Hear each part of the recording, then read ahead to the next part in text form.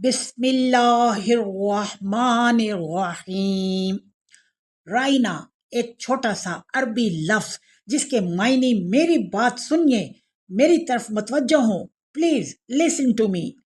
اصحابہ کرام کو جب کوئی بات سمجھ نہ آتی تو وہ کہتے رائنا یا رسول اللہ، اور یہودیوں نے جب آپ کو پکارنا ہوتا تو اپنی ازلی دشمنی اور نفرت اور حسد کی وجہ سے رائنا کہنے کی بجائے زبان مروڑ کر گستاخی سے کہتے رائنا یا محمد، اور مطلب بدل جاتا، یعنی اے چرواہے، اللہ کے محبوب نبی صلی اللہ علیہ وآلہ وسلم کی شان میں اتنی بڑی گستاخی، اللہ کا عرش اس کے غضب سے ہل گیا۔ وہی آ گئی، یا ایھا المؤمنین لا تقولوا رائنا، اے مومنو تم رائنا مت کہا کرو، وقولوا انظرنا، اور یہ کہو کہ ہماری طرف دیکھیے۔